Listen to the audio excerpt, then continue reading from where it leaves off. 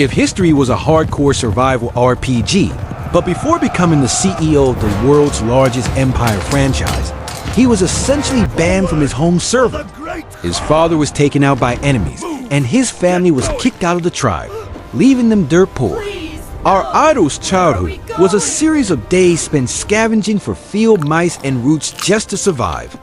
Even worse, he was captured by rivals and paraded around in a heavy wooden collar like a trophy.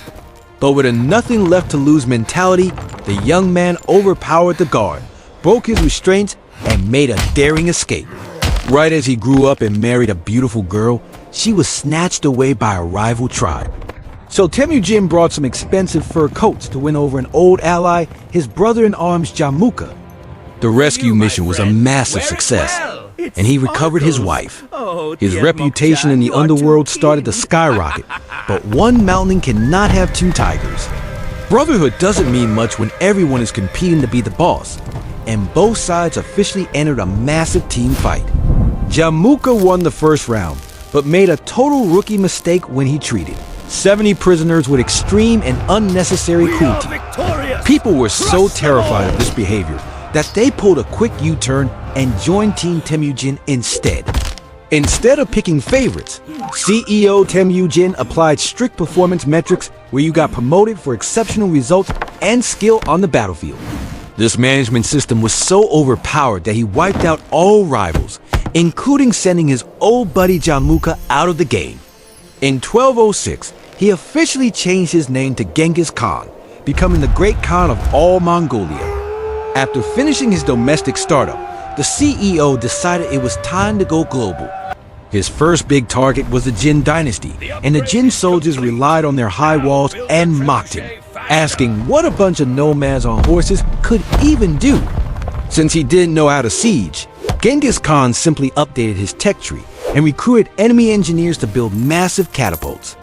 It was a massive Uno reverse card as those fortified walls were smashed to bits and the Jin army panicked. In a very short time, all of northern China was acquired by the Mongol Corporation.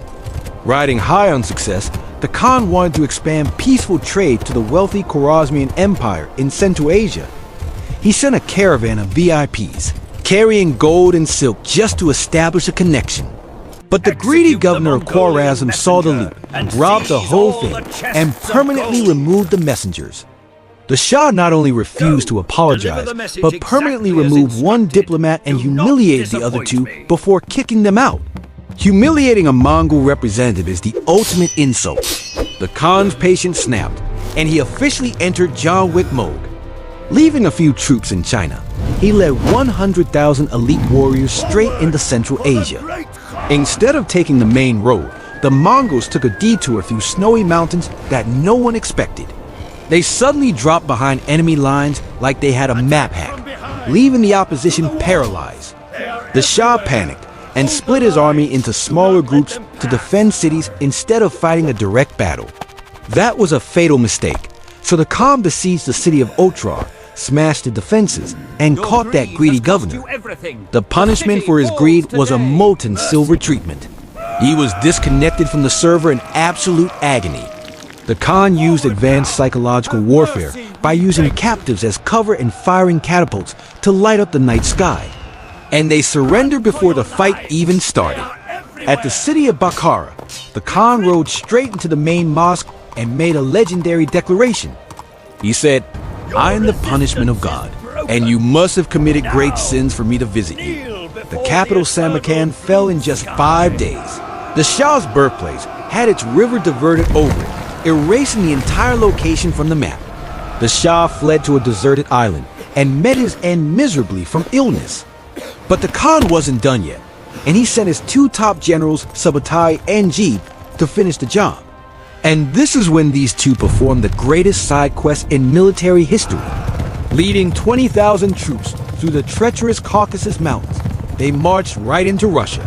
The Russian princes gathered 80,000 men, confident they would crush these small nomad groups. The Russian army chased them to the Kalka River until their formation was stretched out and disorganized. Instantly, the Mongol cavalry pulled a U-turn and started firing arrows like a high-speed machine gun. Russia's heavy armored knights fell off their horses, becoming as helpless as upturned turtles. After the win, the Mongol generals placed wood on the captured leaders and threw a victory feast right on top of them. Side quest complete, they reported back, saying that Europe looks like an easy win for the boss. By now, the Khan's empire stretched from the Pacific Ocean to the Caspian Sea. Thanks to the Pax Mongolica, security was so good that a traveler with a gold tray could walk across Asia without any fear. He also set up the Yan postal system, which was faster than today's express delivery. Despite his reputation, the Khan was surprisingly open-minded, allowing any religion as long as the taxes were paid on time. In 1227, the Khan checked his old grudge list and went back to settle scores with the Western Shia.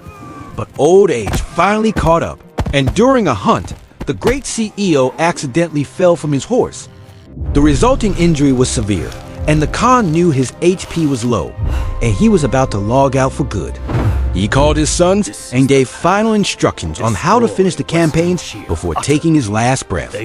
The funeral procession quietly carried his body back to his Mongolian homeland. To keep the location a secret, the guards ensured there were 0 witnesses by eliminating any living being they encountered.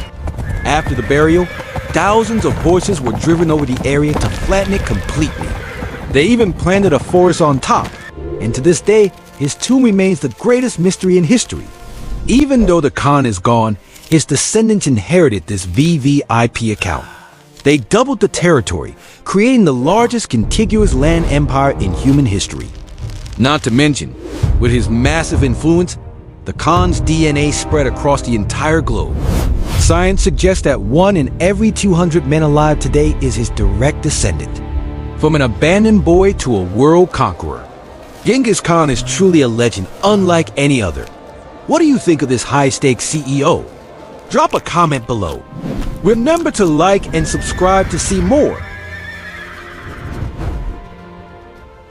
You will conquer that like button, share this victory, and subscribe to my horde.